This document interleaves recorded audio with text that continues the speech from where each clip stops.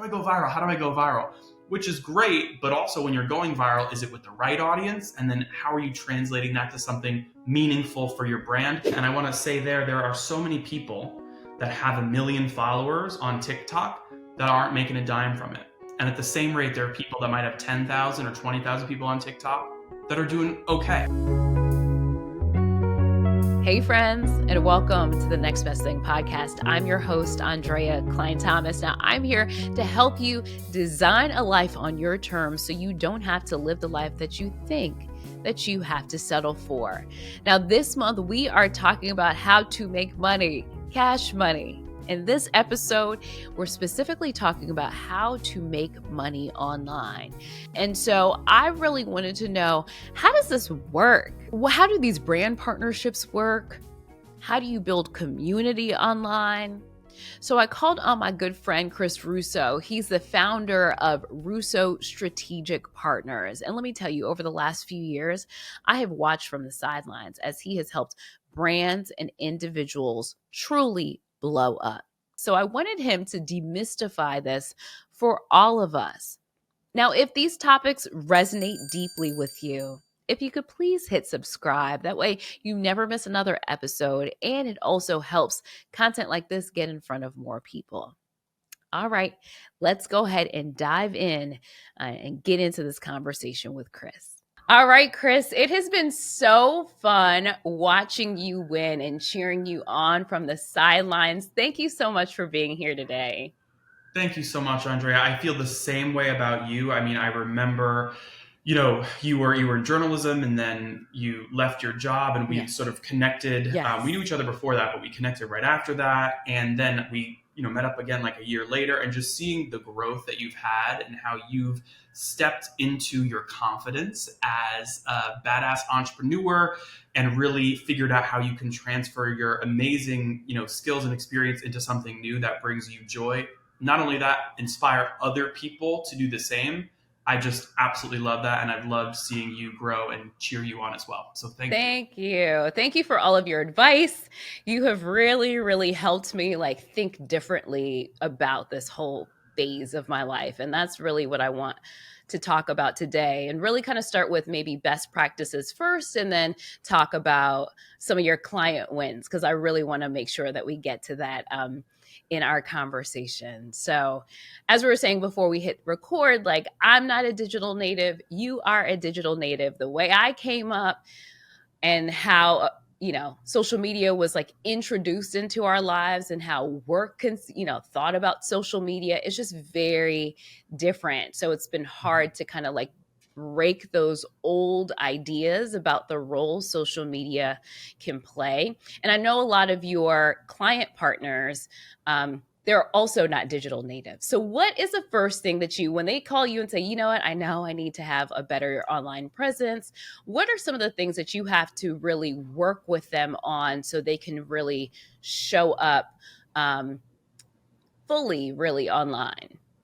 Absolutely. Yeah. A lot of people are always asking about, how do I build my brand on social media? And not everybody is a digital native and understands how do you create that content. And that's a lot of what, my team, does. We work with people, but also brands about how do you have a more multimedia approach to your digital presence to really grow an engaged audience. So typically where we start is figuring out, what's your unique value proposition, right? What is it that you bring to the table, and how can you convey, your value in a way that's unique and in a way that grabs attention? Because as we know, social media, there is so much content coming out.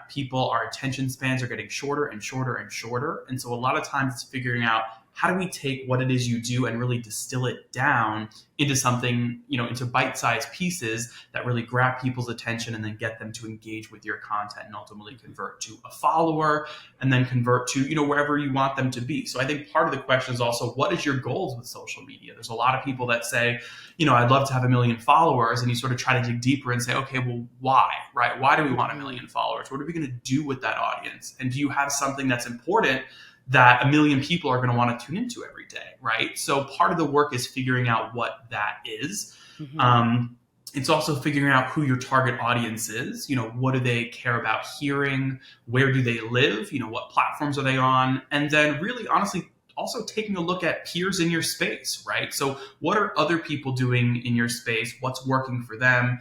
And perhaps what's something that they're not doing that is an opportunity that you can seize. And I think what we're seeing on social media right now is that short form video content is really the most effective social media content. Mm-hmm. It is the number one way that people are, consuming content across a lot of popular social media platforms. And so right now, the key to growing an audience on social media, at least most platforms, is understanding how do you create short form video content that grabs attention and then ultimately converts into something meaningful for you and your brand. And that's a lot of what I coach both people and brands on how to do for platforms like TikTok, Instagram, now even Facebook and YouTube have adopted, reels and short form video. So it's really where everybody's attention is. And the key is, how do you master it?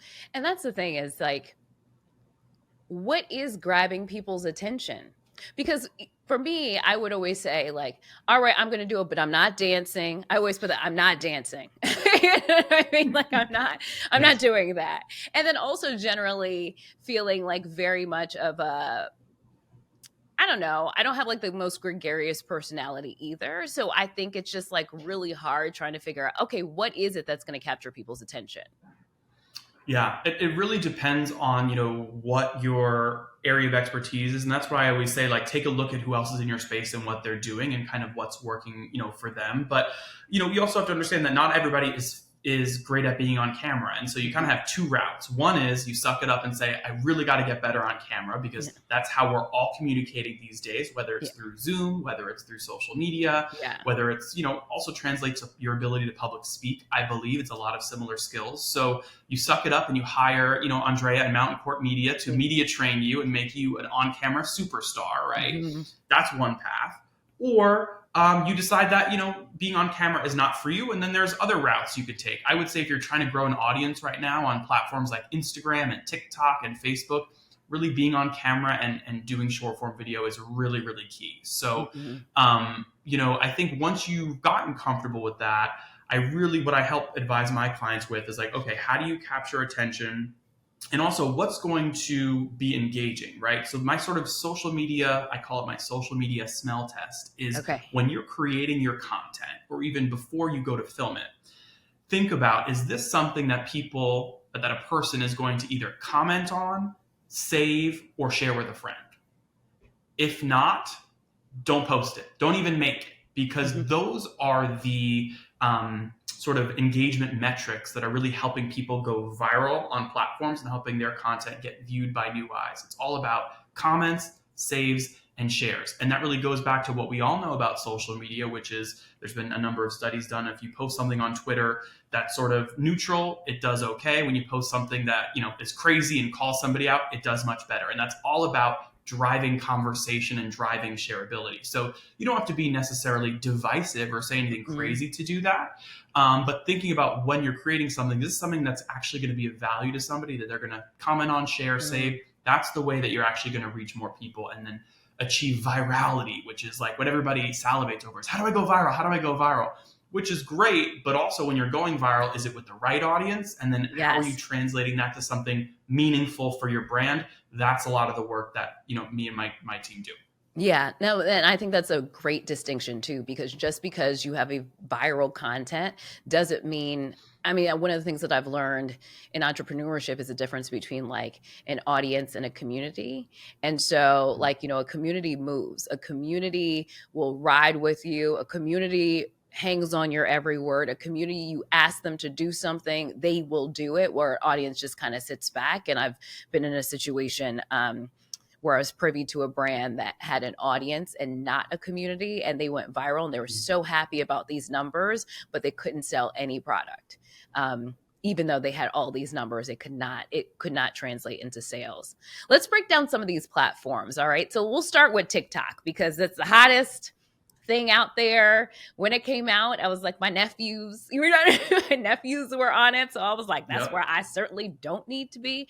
But now I am on TikTok and I don't know how to tick or talk, but what works on that platform? Sure. Yeah. So, TikTok really came on the scene in about 2016 and changed the way that social media operates, right? Yeah. Now, every other platform is copying TikTok in terms of prioritizing short form video in their algorithm. So, what I always start to say about TikTok is, first of all, TikTok isn't right for everybody. You might have concerns about, privacy concerns, its ownership. I won't get into that, conversation. What I will say though is if you do the research and you decide, look, I'm not really comfortable being on TikTok, that's okay. The same principles that apply to TikTok, most of the same principles that apply to TikTok apply to all these other platforms because Yeah. it's still short form video, right? Yeah.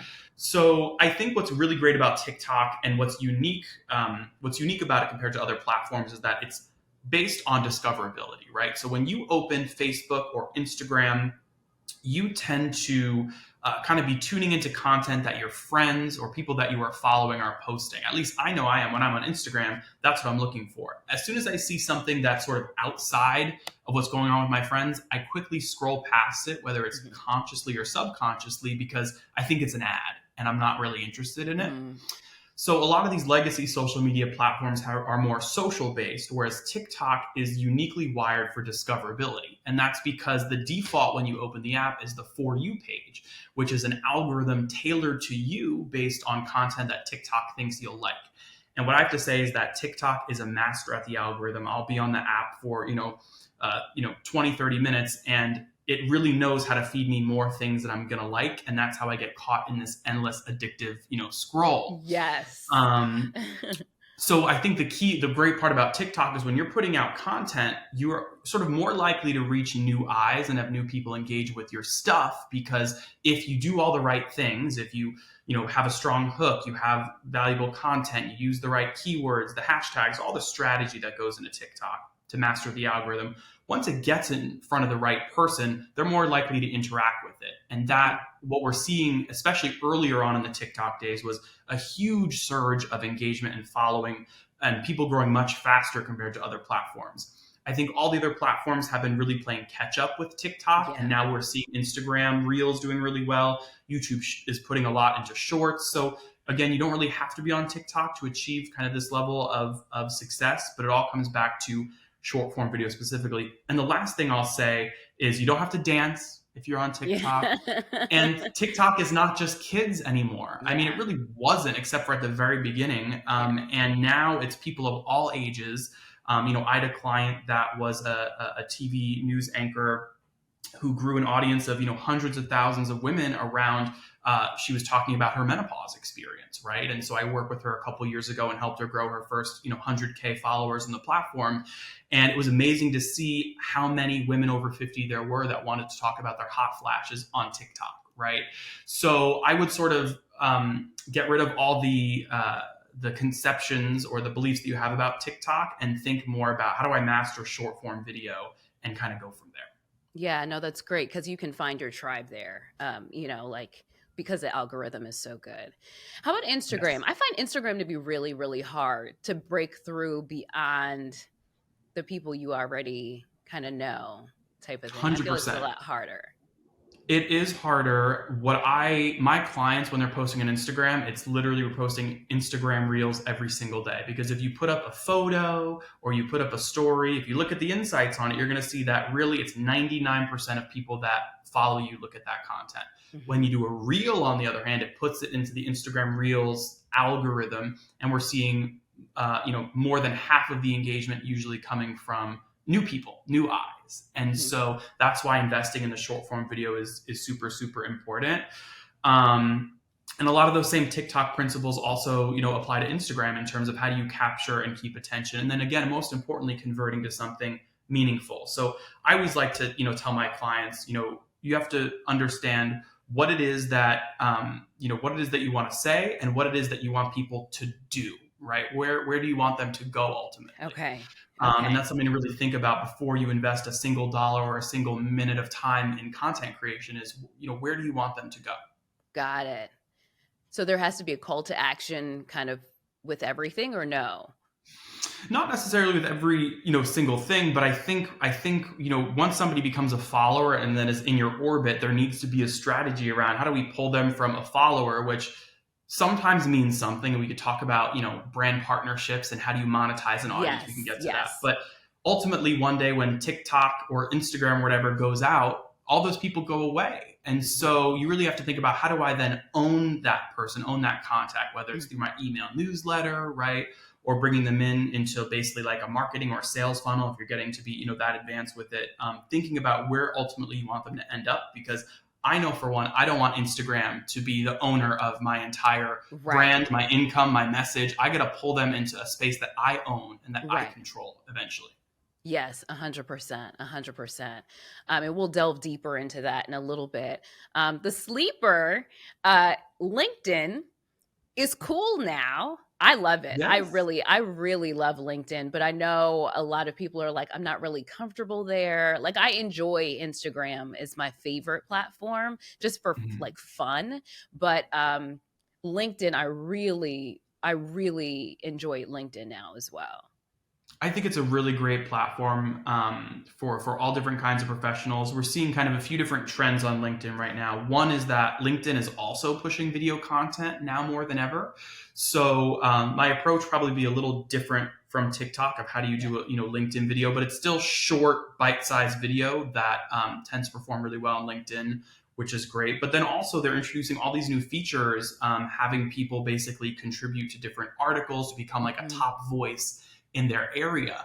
And I feel like depending on what your niche is, there's actually a lot less competition on LinkedIn for share of voice than a lot of other apps. So for example, I have a friend that is a great LinkedIn creator, and she is the founder of this community called Gen Z VCs. It's like a venture capital community for people in Gen Z. And she posts so much great content on social media, LinkedIn specifically. And she's become the top voice for Taylor Swift on LinkedIn.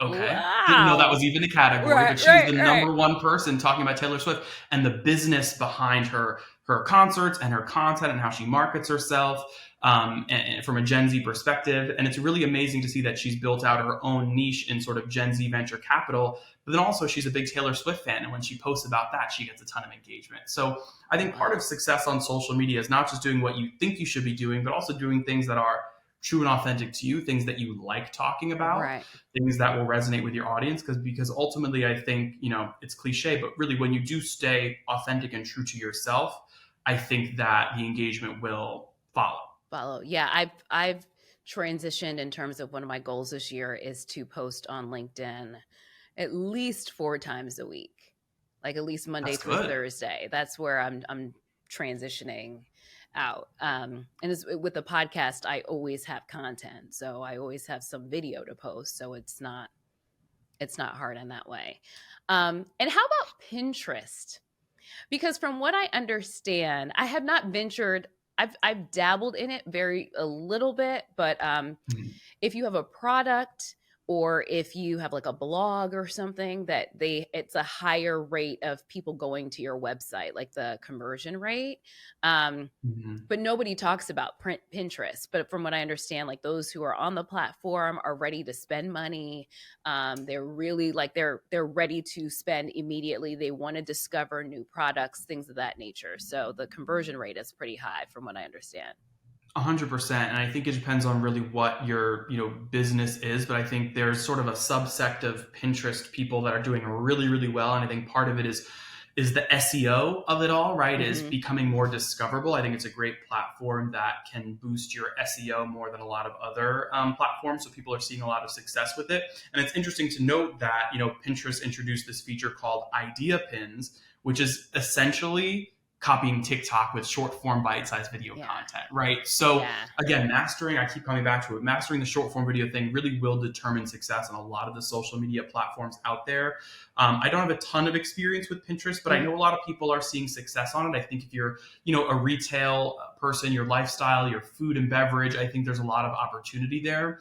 I think for most of the folks I'm working with, we're really focusing on TikTok, Instagram, and LinkedIn, and sort of deploying similar content, but slightly different strategies for each platform, depending on really what's trending, what the algorithm, is doing that day. It's very much a a game of cat and mouse, I feel like, to chase like what's the next thing that we should be doing, because it is constantly changing. And so having somebody in your orbit, whether it's somebody you work with or even just a friend, or following what's trending on your own, I think is a really good way for you to sort of stay on the cutting edge of what you need to do to be prepared to continue to grow your audience. Because what I'll say is that people that are doing the same thing now as they were doing a year ago on social media are totally flatlining. So part of success is being nimble and constantly changing your approach and trying new things and testing new things, because that's ultimately what I think will really get you that engagement and that growth on social media. I need to hear that. I do. I'm taking that to heart for sure. And I want to go back to what you were kind of talking about before, is the partnership. So this month, for February, we are really focusing on how to make money. Like, how do people really use this to make real money? And people are out here making real money. Is it all about follower count? Like, how do you even start the process? I don't even know. Sure. Yeah. So I've worked with a lot of people, growing them from zero to, hundreds of thousands of followers, and watching how monetizing their platform changes as they grow a following, but also as they grow more into themselves and more comfortable with the kind of content that they create. Right. So when it comes to partnerships and sponsorships with social media, I think your first focus when you're going on a social media, venture should not be, how do I make money from this? Because the truth is, you're going to be very disappointed, because it takes a while before you can really monetize a, digital community that you've built. I think your first focus should be building an active, engaged community on social media, creating great content that really delivers value, that sparks conversation, that really boosts your engagement and then allows your account to grow. I think from there, once you're on the radar for brands, if we could circle back to what it means to be on the radar, right? How do you be discoverable? We'll come back to that. But once you're on the radar for brands, whether it's for your content or for the fact that you built a following, there's sort of two ways that you can work with brands to monetize, your content. One tends to be being a part of their creator program, which is essentially you creating content for the brand that can be used on their social media. So we call that like UGC, or user generated content. So typically you're tapped for this when you make great content, but you don't quite have a large enough audience to be considered an influencer.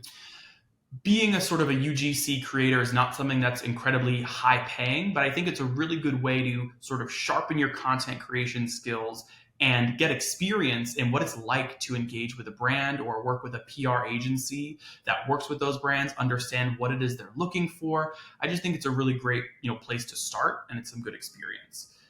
Once you've built up a significant following, and what does significant following mean? I mean, I've seen people, have brand partnerships with 10,000 followers, but they're very niche and highly engaged 10,000, or, 100,000 or a million followers. Once you have that sizable target demographic that the brands are looking for, brands will reach out to you for brand partnerships. And so as you get larger, you may want to consider bringing in sort of like a business manager, which is kind of what I do for my influencer clients, where, that person negotiates those deals for them to make sure that you're getting paid fairly.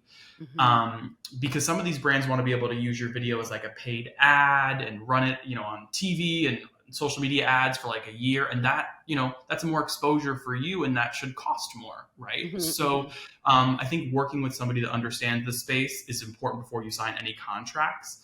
But really, how to be on the radar for different brands once you build up a following is, one, I think there are a number of influencer or creator platforms that you could sign up for, right? So there's platforms you could put in your information, you link your Instagram, and all of a sudden you're sort of discoverable and searchable among people that are seeking influencers for brand partnerships. Got it.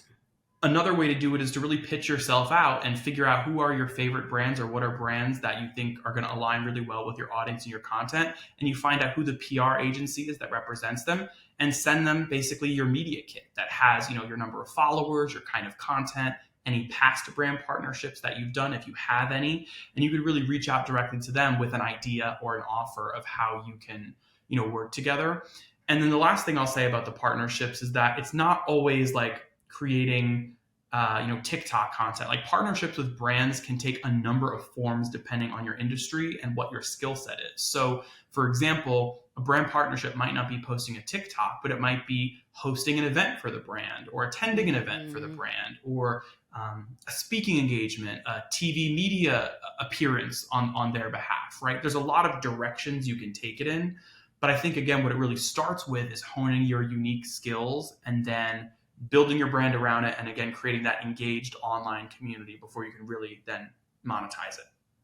So what's the baseline? What's the baseline to even begin these conversations? Is it 10,000 followers? Is it 5,000 followers? Or is it the type of content that you're putting out there and the quality of that content? I say you could reach out to brands, or if you put yourself on these platforms and you only have 5,000 or 10,000 followers, you will get offers to do content. A lot of the times, what it's going to be is terms that I think are kind of unfavorable for you. So, for example, they might say, "Hey, create a video for us, and we're not going to pay you, but we'll give you a 30% commission on every sale that you generate from your post." The truth is that driving sales from Instagram reel to your 5,000 or 10,000 followers is very, very slim. They're probably not going to generate a lot of sales from it. And then a lot of the times you read the fine print and they say that they can use that video for up to a year, for example, in ads. So you're really giving away your image, your likeness, and your expertise for a very little amount of money. So I would try to avoid those kinds of low ticket items, and again, focus and invest more on growing your social media.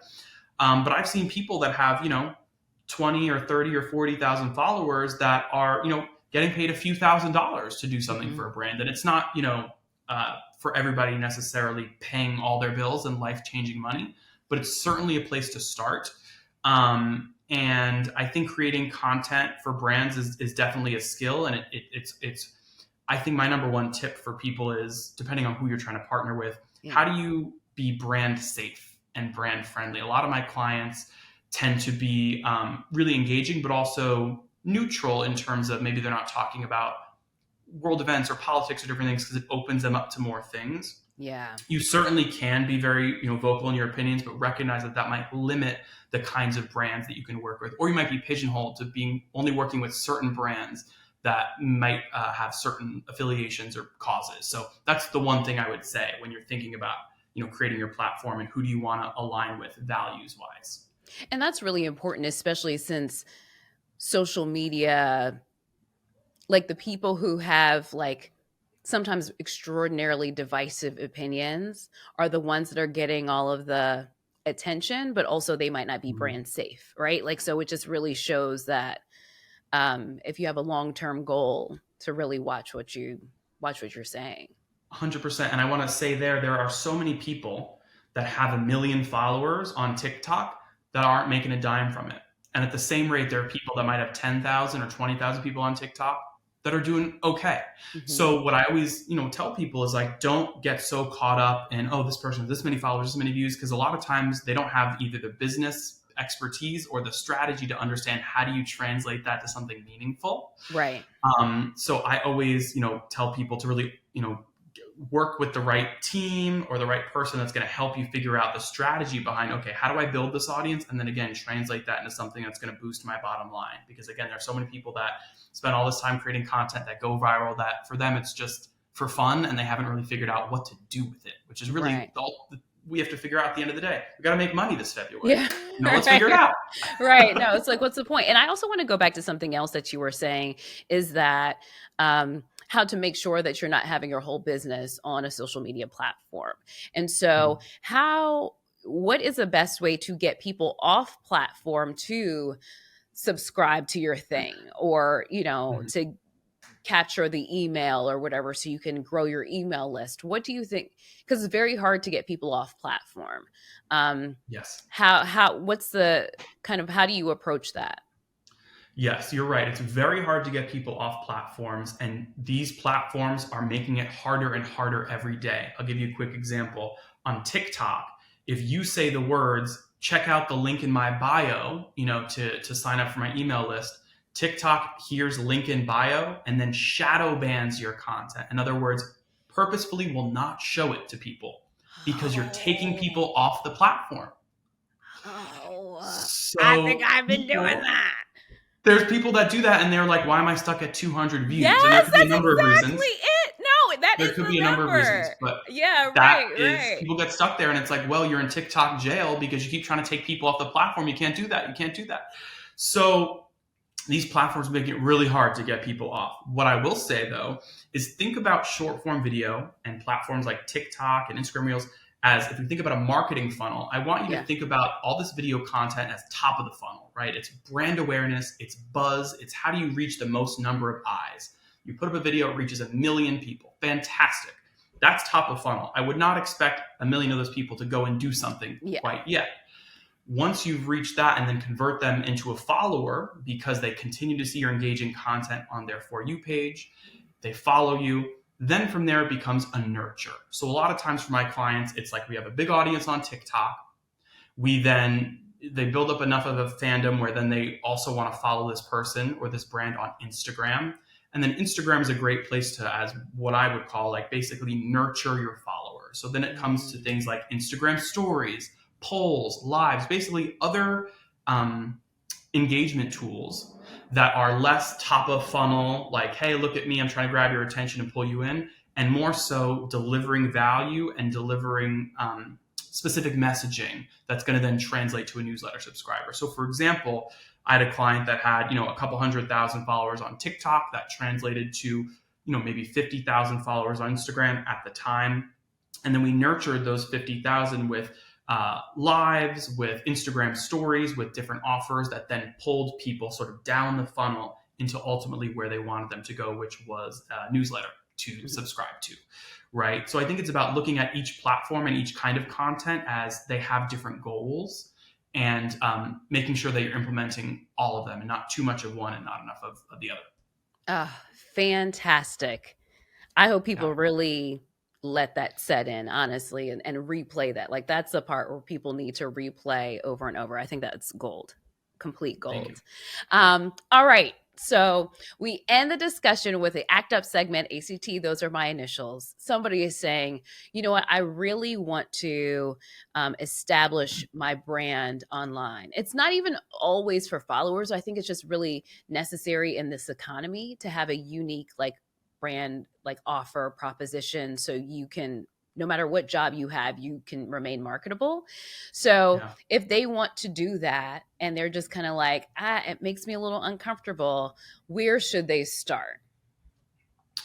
So I think, when it comes to the steps people should take when they notice they need to kind of make a shift. I'll speak about it more generally first, and then we can talk about social media. But when you feel like, okay, I need to shift in my life, I need to shift from one place to another, because that's where you were. I mean, that's where I was. I quit my secure full-time job during COVID and then started my own business. Like, we all reach this point in our careers, a lot of us multiple times, where we realize, okay, there needs to be a shift.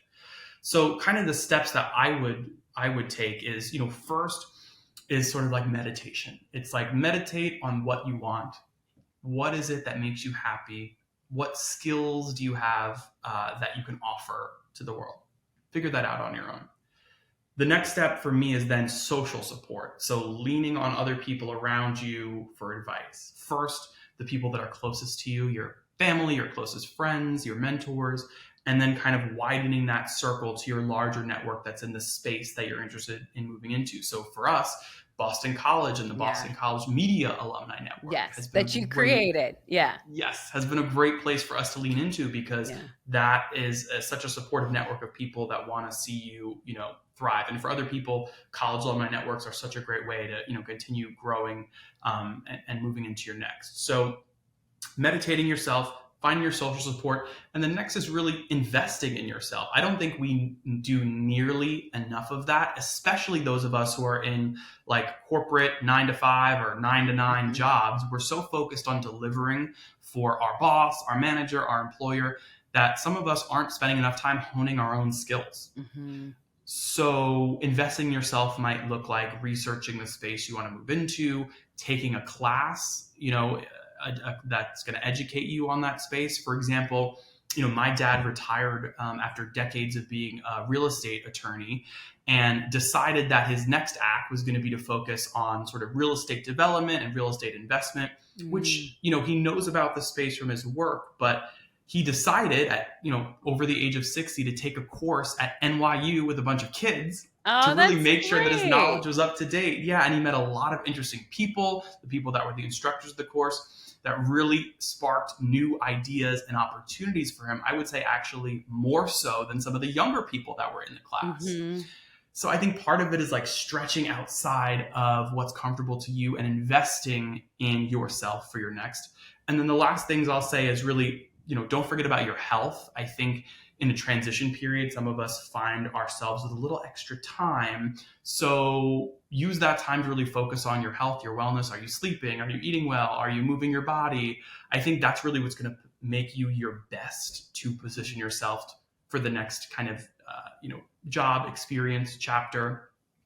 And then the last thing is really, for me, it's been saying yes a lot. Yes to meeting new people. Yes to attending a lot of new events. Yes to taking on different projects or opportunities that maybe seem a little bit, below you, especially when you're starting out, but you probably are going to need to do that if you're entering a new industry or going out on your own as an entrepreneur. Yeah. When I started my business, I took on a lot of work at the beginning that paid very little. But what I did was I overserved my clients. I got great feedback that either led to increasing, my scope of work with them, or them referring me bigger business. So I think it's key to be open-minded and say yes to a lot of different things. And if you do all those things, I think that really helps you get to your next in a better way. Yeah, no, that's all great. That's all great. And before we go, I want you to talk about your wins. I mean, like what you've been able to do with these brands. Like when you first talk about them, and then I always follow them, and then you're like, oh my God, they are like on this show or that show, or they've got this great opportunity that's come down the line. Talk about your wins. Thank you. Yeah, no, it's been so great. I mean, I've worked with a really diverse client base. I mean, that's one of the things I love about being an entrepreneur and, having my own business is, especially, in my 20s, I've been awarded such amazing opportunities where people have trusted in me and given me a lot of say and control over their, marketing strategy and their digital presence, which is a lot of responsibility. Yeah. But I've been fortunate enough to, work really hard and be surrounded by a really great team that, we produce really great results. And so we've worked with a lot of amazing people. So, two examples. One is we have a client that's a chef and a baker. Her name is Chef Danielle Sepsi. She was on this HBO Max show called The Big Brunch with Dan Levy. And she is a baker that's based here in New York that produces over 100,000 baked goods each month in her commercial kitchen for some of the biggest coffee chains around the greater New York area, like Joe Coffee, Birch Coffee, Bluestone Lane. She makes amazing biscuits and scones. You have to get into them. I'll send you some. I have to amazing. Get those scones because I'm following her. So yeah. They are so good. You would love it. She's very, very talented. And so, she was put on this HBO show, and it gave her great exposure. But then the question after that was, how do we sustain this, right? How do we keep the momentum going? And so part of that was investing a lot in short form video, TikTok, Instagram. And so what we've seen with Danielle was she's, really skyrocketed in terms of her engagement, her following on social media. She's really leaned into what makes her uniquely her, which is being Italian American and being from Long Island and being a foodie. And by leaning into that, she's really built up a really loyal audience, and it's awarded her so many opportunities from, lucrative brand partnerships with brands like Barilla, the pasta company, and brands like that, to, TV media appearances from Good Morning America to Tamron Hall. We've been at The View a couple times. It's been so amazing to see how social media has really translated into real things of TV and money hitting the bank account, because but at the end of the day, she's doing what she loves, which is sharing her perspective on food and is being her at the end of the day. And all it took was a little bit of strategy for my team and the work it takes to produce that amount of video content, which is a lot of work, but she's seeing such a great return on the other side of it. I love it. I love it. Chris, thank you so much. I like am writing this is like nerd stuff, but like writing this whole thing for like social media strategy, whatever, for the year. And I'm going back and I'm changing it now. It's a lot of work, and it's about being nimble. There's constantly, changes that you need to make to stay, top of mind. But what I tell people is, come from a place of strategy, but also don't give up. I mean, don't do it for 3, 4, 5 months and then say, oh, it's not working for me, and give up. I think a lot of times social media can be a little bit of the long game. You'll have little wins and little spikes that are great, but you got to play it for the long game. Think about your audience, how you're delivering value, and make sure at the end of the day it's something that is serving you. It's not just something you're doing for fun, but it's something that is translating to success and boosting the bottom line for you as well. That's really a key part of it. But thank you so much for having me on and allowing me to share my little nuggets of wisdom on all things social and branding. I appreciate it. Thanks for listening to The Next Best Thing with Andrea Cline-Thomas, a Mountain Court Media production. The music was written, recorded, and produced by Gavin Casey, also known as Dark Purple. Now, if you like what you heard, please subscribe, give us a 5-star rating, and write a comment on your favorite podcast platform. And don't forget to share it with friends. Now, I hope this episode helps you on your journey.